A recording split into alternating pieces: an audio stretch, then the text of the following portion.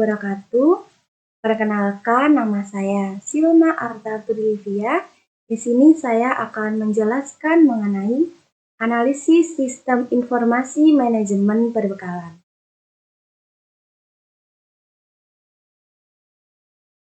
Nah, di sini saya memfokuskan dengan aplikasi inventory barang gudang. Sebelumnya, sistem informasi manajemen inventory merupakan sistem informasi yang mengelola data transaksi dan persediaan dalam gudang. Terdiri dari sistem penerimaan barang, sistem pembelian barang, dan sistem gudang.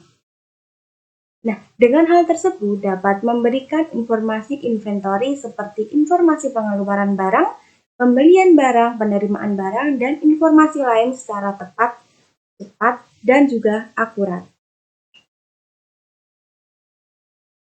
Selanjutnya, tujuannya yaitu yang pertama, aplikasi ini digunakan untuk mengetahui stok barang gudang tersebut. Kedua, mempermudah pengelolaan atau kegiatan manajemen perbekalan suatu instansi atau perusahaan. Yang ketiga, menjaga variasi permintaan produk. Dan yang terakhir adalah mendapatkan keuntungan ekonomis dari jumlah pembelian lebih besar. Selanjutnya, bagaimana alur penggunaan program aplikasi inventory barang gudang itu? Nah, di sini saya akan jelaskan melalui video berikut ini. Langkah awal, kita tuliskan dahulu link yang akan kita akses. Setelah link tersebut dapat terbuka, muncullah seperti ini, Richard Lab. Ada beberapa project yang akan kita pilih yaitu di bagian Inventory Management, aplikasi untuk mengelola stok barang gudang. Kita klik di bagian Demo.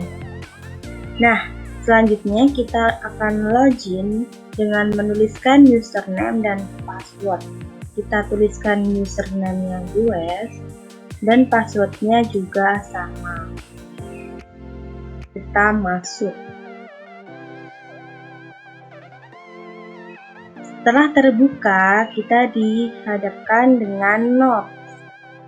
Ini ada beberapa notes. Nah, yang pertama nomor, ada catatan, ditulis oleh, dan action yang berupa add note ataupun bisa di-delete. Misalkan kita akan menambahkan catatan laptop. Kita add note. Nah, laptop tersebut selanjutnya bisa terdapatkan di note dan terdapat stok. Selanjutnya, kita menuju ke stok barang. Nah, ini ada beberapa stok barang dengan tabel nomor, nama barang, jenis, merek, ukuran, stok, satuan, lokasi, dan opsi yang berupa edit ataupun juga di delete. Misalkan kita akan menambah daftar barang yang ada stok. Kita klik di bagian tambah barang, kemudian kita akan tulis misalkan nama barangnya laptop. Jenis atau kategori barangnya adalah elektronik. Kemudian merek barangnya misalkan kita Asus dan ukuran misalkan 24 inch. Stoknya misalkan terdapat 20 stok. Nah, satuannya yaitu kita pilih unit karena laptop. Selanjutnya lokasi misalkan di bagian F27 misalkan. Kemudian akan kita simpan.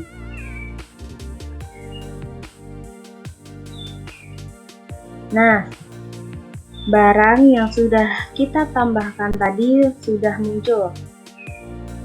Laptop, kemudian elektronik, Asus 24 inch, stoknya ada 20, dan juga lokasinya berada di F27. Nanti bisa diedit ataupun di-delete jika sudah selesai. Nah, jika sudah tersedia seperti ini, bisa diekspor data. Ekspor data itu bisa menuju Word ataupun Excel dan ataupun bisa dicetak langsung. Selanjutnya, kita menuju ke transaksi data. Yang pertama adalah barang masuk atau kembali. Ini ada beberapa barang yang masuk. Terdapat nomor, tanggal, nama barang, jenis, merek, ukuran, jumlah, dan keterangan. Misalkan kita akan menambah barang yang masuk. Kita misalkan tanggal 30, kemudian barangnya misalkan ada laptop Asus, kemudian jumlahnya misalkan ada 9 barang dan keterangannya adalah barang masuk, kita simpan. Nah, kemudian yang telah kita tambahkan tadi sudah tertera di bagian barang masuk atau kembali sesuai yang sudah kita tuliskan tadi. Seperti tadi, jika sudah semuanya terselesaikan, bisa diekspor data, nanti bisa dengan Word ataupun Excel ataupun bisa langsung di print. Selanjutnya kita menuju di bagian barang keluar. Di sini juga terdapat beberapa barang keluar dengan tabel nomor, tanggal, barang, ukuran, jumlah, penerima, dan juga keterangan. Misalkan kita akan tambah barang keluar, tanggalnya 30, kemudian barangnya misalkan barang Oppo, kemudian jumlahnya misalkan kita tuliskan 7, penerimanya misalkan PT Cerah Unggul, dan keterangannya yaitu barang keluar. Kita simpan. Setelah itu yang sudah kita tambahkan tadi akan muncul di bagian barang keluar, yaitu Oppo, sesuai yang telah kita cantumkan. Nah, seperti tadi, jika sudah terselesaikan bisa diekspor data. Misalkan saya contohkan ekspor data di bagian barang keluar, ekspor data. Nah, setelah itu akan muncul seperti ini, bisa di copy, CSV, Excel, PDF, dan juga bisa langsung di print. Itu adalah contoh dari ekspor data keluar. Selanjutnya, setelah kita melaksanakan ini, langkah selanjutnya adalah kita log out.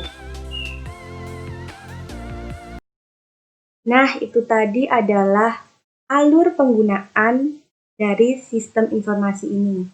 Nah, di sini juga kalian bisa lihat beberapa bagan ini yang merupakan alur penggunaan yang sudah saya jelaskan di video.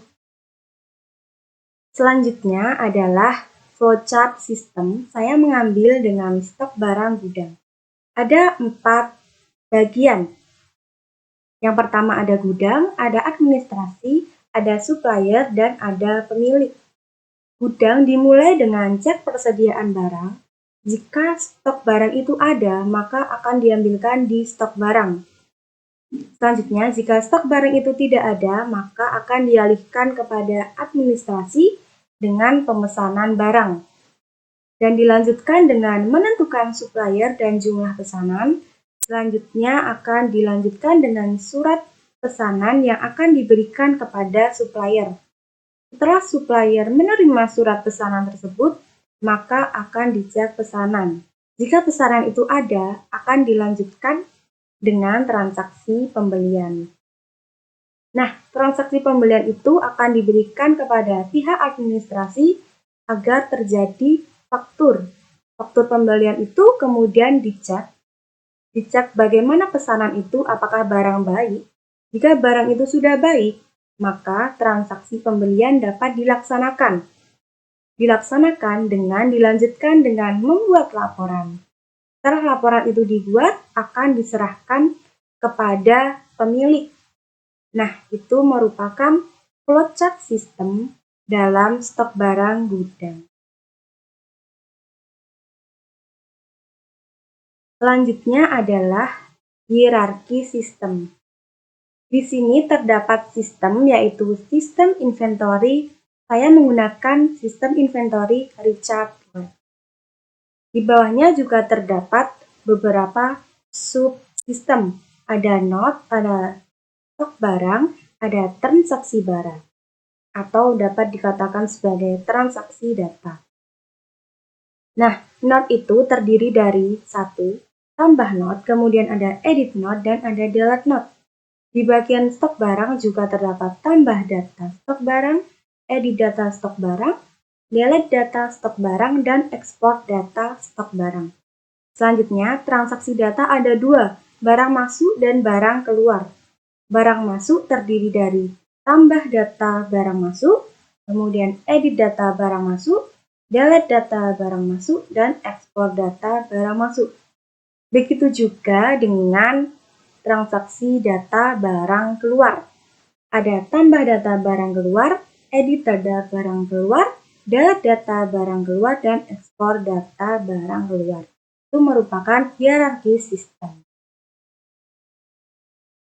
Selanjutnya, apa sih manfaat yang bisa didapatkan? Yang pertama, sistem ini memudahkan pengguna atau admin dalam melaksanakan pendataan barang. Selanjutnya yang kedua, memudahkan admin dalam melakukan pemeriksaan dan pengawasan barang. Yang ketiga, memudahkan dalam pembuatan laporan perbekalan barang. Kemudian memudahkan dalam penemuan informasi barang dan dapat diketahui alur transaksi penerimaan dan pengeluaran barang tersebut. Selanjutnya, saran atau perbaikan yang dapat dilakukan dalam sistem informasi ini. Ada beberapa saran menurut saya.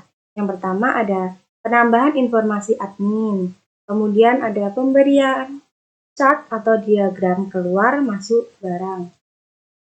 Selanjutnya, melengkapi satuan barang. Kemudian ada penambahan fitur segmentation untuk memudahkan penjual melacak barang dan membeli dapat melaksanakan konfirmasi penerimaan barang secara langsung. Selanjutnya ada penambahan fitur barcode scanning untuk memudahkan input data.